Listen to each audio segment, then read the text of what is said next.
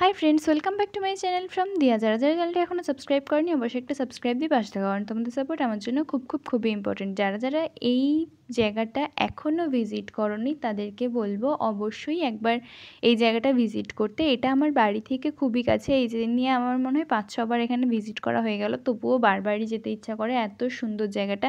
এটা হচ্ছে পৈলান ভাষার মন্দির। তোমাদের লোকেশনটা বলে দিই, যারা কলকাতায় থেকে এই জায়গাটা এখনও ভিজিট করনি, ঠাকুরপুকুর সাইড থেকে ভেতরে আসতে পৈলানের ভাষার মন্দির বললেই যে কোনো বাসে এর উপর দিয়েই যায়, এখানে নামিয়ে দেবে।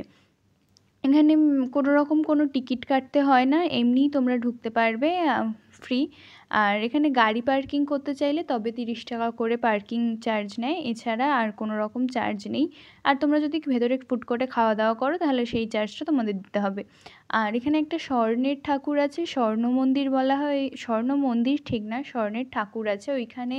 তোমরা যদি জল ঢালতে চাও তাহলে 50 টাকা করে টিকিট কাটতে হবে, 50 টাকা করে দুজন বড় মানুষ, আর তার সাথে যদি কোনো বাচ্চা থাকে তার এক্সট্রা কোনো টিকিট লাগে না। ওখান থেকেই প্রসাদ দেবে, ঘটিতে জল দেবে, তোমরা সেখানে ঠাকুরের মাথায় জল ঢালতে পারো, পুজো করতে পারো, নিজেদের মনস্কামনা পূর্ণের জন্য তোমরা এখানে আসতে পারো।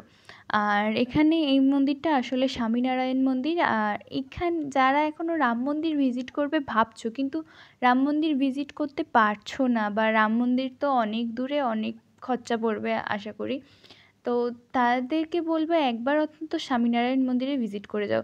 রাম মন্দিরে যাওয়ার খানিকটা শখ হলেও তোমাদের পূরণ হয়ে যাবে, এত সুন্দর জায়গাটা। আর এখানে যে বাচ্চাদের বোরিং লাগবে এটা কিন্তু একদমই ভেবে আসবে না, কারণ এখানে বাচ্চাদের খেলার জন্য পার্ক আছে, এতটা খোলামেলা জায়গা, বাচ্চারা এত দৌড়োদৌড়ি করছে, ওরা তো আসতেই চাইছে না। আমাদের চিনি তো এত দৌড়োদৌড়ি করছিলো, তো বেরোতেই চাইছিল না ওখান থেকে। আর এখানে সন্ধ্যা আরতি হয় 6:45-এ, 6:45-এ তোমরা সন্ধ্যা আরতিটা অবশ্যই দেখে যেও। এই মন্দিরটা দিনের বেলা যতটাই না সুন্দর, তার থেকে বেশি সুন্দর রাত্রিবেলা। রাত্রিবেলা মানে সন্ধ্যের পরে যখন লাইটগুলো জ্বেলে দেওয়া হয়, সন্ধ্যা আরতি হয়, তখন অপূর্ব সুন্দর লাগে মন্দির, মানে মনে হয় দেখতেই থাকি আর এখানেই থেকে যায়। এখানে শিব দুর্গার মূর্তি আছে, তার অপোজিটেই আছে রাম সীতা মাতার মূর্তির।